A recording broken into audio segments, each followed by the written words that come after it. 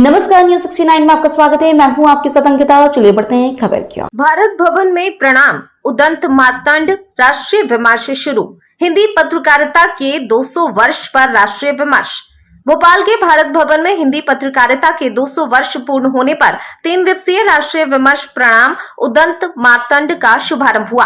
माखनलाल चतुर्वेदी राष्ट्रीय पत्रकारिता एवं संचार विश्वविद्यालय और वीर भारत न्यास के संयुक्त आयोजन में देश भर के पत्रकार, साहित्यकार और शिक्षाविद शामिल हुए। कार्यक्रम में हरिवंश आचार्य मिथिलेश नंदिनी शरण और डॉक्टर चंद्रप्रकाश द्विवेदी ने संबोधित किया। समारोह में प्रदर्शनी, लाइव कार्टून शो, पुस्तक लोकार्पण और सांस्कृतिक प्रस्तुतियां आकर्षण का केंद्र रहीं। 200 साल के इस ऐतिहासिक प्रसंग पर आज जो हमारे बीच में है, अयोध्या के आचार्य मिथिलेश नंदिनी शरण जी, मैं उनका हृदय से स्वागत करता हूं।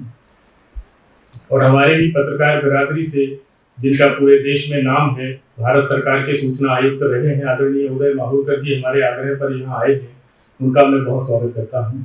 श्री जयशंकर बाबू पोंडिचेरी से आए हैं और 5 महीने पहले जब ये विचार आया कि उदंत मार्तंड के 200 वर्ष का प्रसंग मई में आने वाला है, तो भारत का अग्रणी मीडिया विश्वविद्यालय होने के नाते हमारा क्या कर्तव्य बनता है, हमारा क्या धर्म है। तो पहला विचार ये हुआ कि कोलकाता में जाकर ही प्रणाम किया जाए उदंत मार्तंड की जन्मभूमि को। तो ये जो शीर्षक आया है प्रणाम उदंत मार्तंड, ये वहां से आया। लेकिन चुनाव की पृष्ठभूमि थी, अप्रैल में ऐसा लग रहा था कि चुनाव हो सकते हैं, तो होली के बाद वो भी घोषित हो गए। माननीय मुख्यमंत्री जी तक, जो हमारी महापरिषद के आदरणीय अध्यक्ष हैं, उन तक जब ये विचार गया तो उन्होंने कहा कि इसको विश्वविद्यालय की परिधि तक ही क्यों रखना चाहिए, इसको देश के पूरे भाषाई पत्रकारिता और हिंदी की पूरी जगत में ही क्यों ना प्रसारित करना चाहिए। तो इसको बड़े स्तर पर करें और लोगों को साथ में लेकर करें।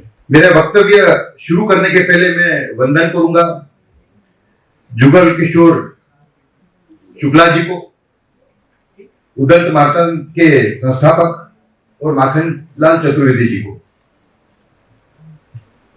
पहले हम जो इतिहास है उस पर थोड़ा गौर करेंगे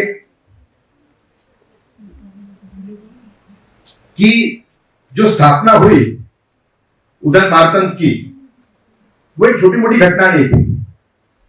उससे एक रिवॉल्यूशन स्टार्ट हुआ देश के अंदर, और कई हिंदी और वर्नाक्युलर अखबार निकले।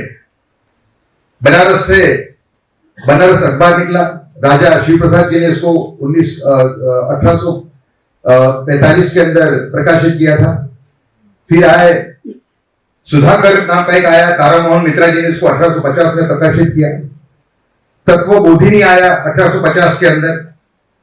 फिर भारतेंदु हरिश्चंद्र का एक युग आया, जिसमें कवि वचन सुधा 1867 के अंदर प्रकाशित हुआ।